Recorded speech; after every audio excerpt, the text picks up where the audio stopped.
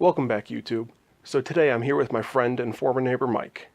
We are going to be going over a few philosophy questions, and this is for my personal challenge of putting out one philosophy video per week for the month of January. And I anticipate doing this in the morning so that I can hopefully inspire you to be a little bit more thoughtful throughout your day. If you haven't yet, please hit that subscribe button and join me every Monday, Wednesday, and Friday from here on out. Mondays for Manliness Monday, Wednesdays for a philosophy question, and Fridays for a project video. I hope you enjoy. So Mike, what harsh truths do you prefer to ignore? Oh my Lord. We're starting out with a softball. Right? What harsh truths do I choose to avoid, me personally? Yeah. This is less philosophy and more scruples. Well, it does have a philosophical content to it, because you got to figure, even in philosophy, there's things that they choose to ignore for the purpose of the question. Right. A question in a vacuum, kind of. I get what you're saying. All right. How about the day-to-day entropy of bad behaviors? That you'll never get it back.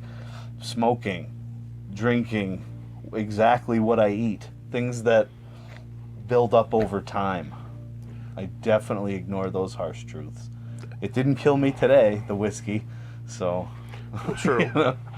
I don't think about possible liver damage in the future. Although I don't drink that much anyway, but No. point's the same. Well, at the same time, those do have certain social benefits. Oh, absolutely. Absolutely. I mean, you hear of the social smoker all the time, even though it does damage to their body.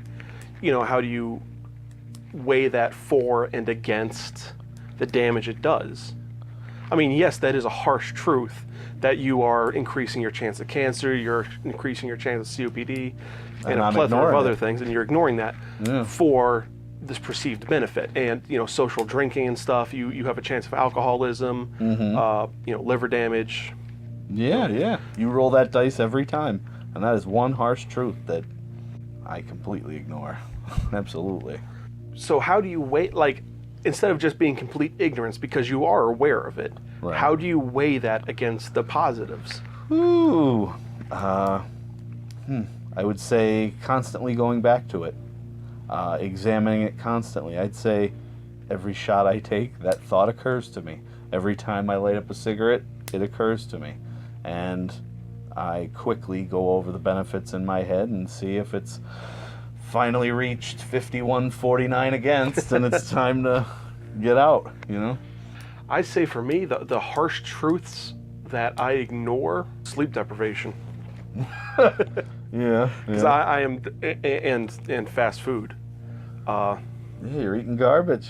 Yeah, the old adage, garbage in, garbage out. Yep. I eat way too much junk, and it shows. Honestly, with as much as I do, I'd be a fit, lean person if I just ate well.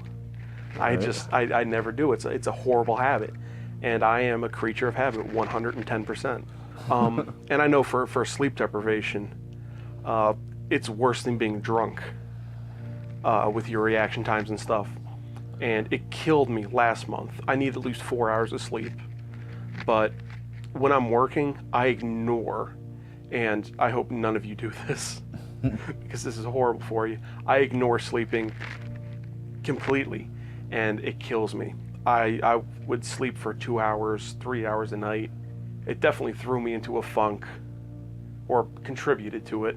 It made me irritable, forgettable, and when I'm doing it, I don't think about it. I just ignore it and push on. But if you want to take this from the personal level, because these are all personal harsh truths that we ignore, what about societal? What harsh truth about society or the world in general that we all go through that we ignore? That we all ignore, or that so we all ignore these? Yeah, Okay. as a society. Oh, jeez. Maybe in America or even globally. How about sourcing something before you share it? That's a harsh truth, that people don't research their heartfelt opinion and defend it fervently and have absolutely no background on the subject. Ooh, that is... Like, I've actually heard people argue medicine with doctors. Stuff like that. You know what I mean? It's like, all right, doctors don't know everything, but goddamn, like, you should have a little respect. You know? Like, I know many nurses who have that opinion. Right. Listen, shut up. I went to school for this. You didn't. You did 5 hours worth on Google. You're an idiot. Right. And that is a harsh truth, that you can't pick up something like medicine by reading for a few hours. You know? I actually come across that every now and then at work, at my part-time job, where people, you know, they watch this home improvement show, and you can get great ideas. That doesn't mean you know how to build it. So what, does that leave them with unrealistic expectations? What's the issue? Yes. That's what it is? They either think that this half-cocked idea is going to be this beautiful thing, or that they know more than the people who design this for a living, who do things like this for a living. You know, cool, you have a vision. Great. Let's work on making that vision into a reality.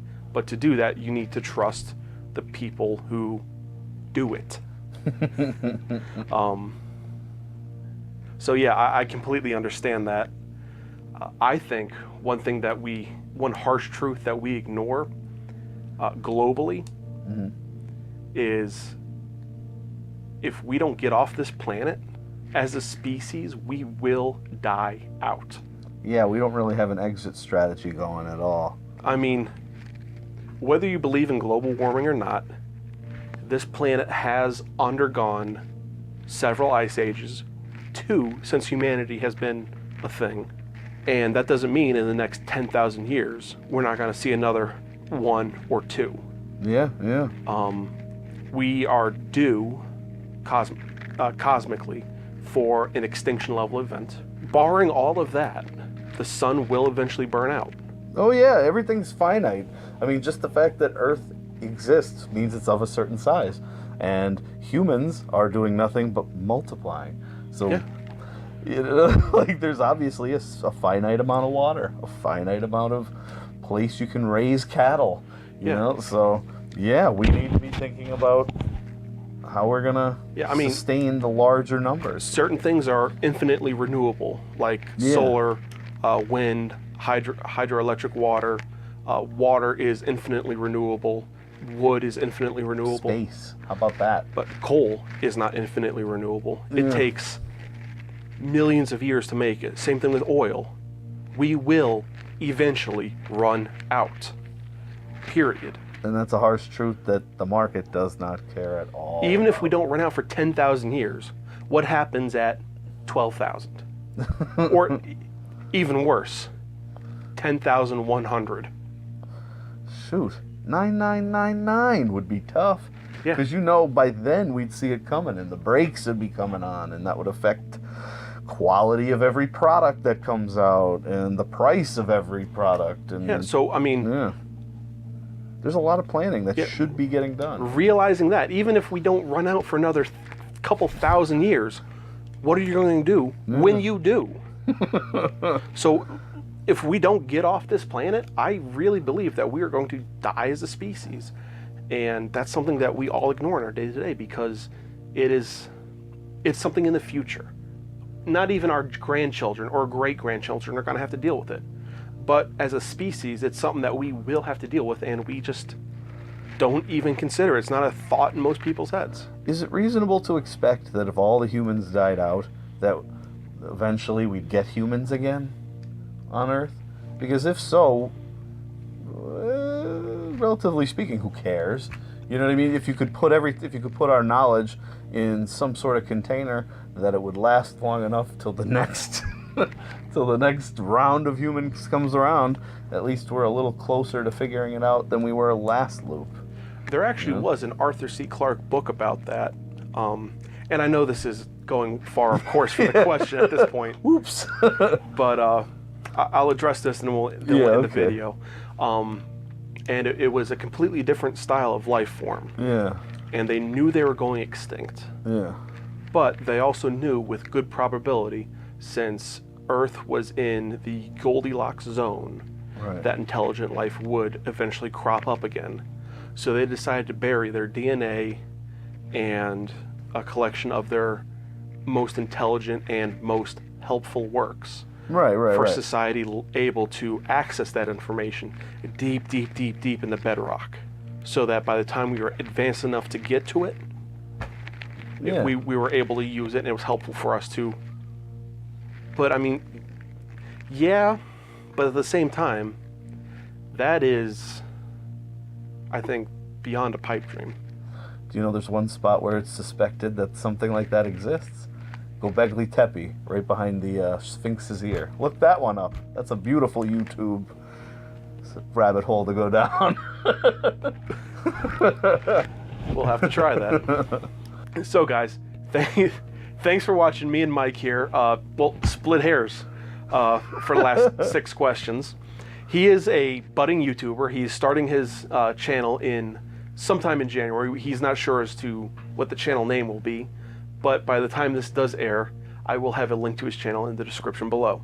And if you haven't yet, please hit that subscribe button. I would love to have you back for this whole month of January that I'm trying this out as a personal challenge, as well as on Mondays and Fridays, where I do my Manliness Mondays and my project video on Fridays.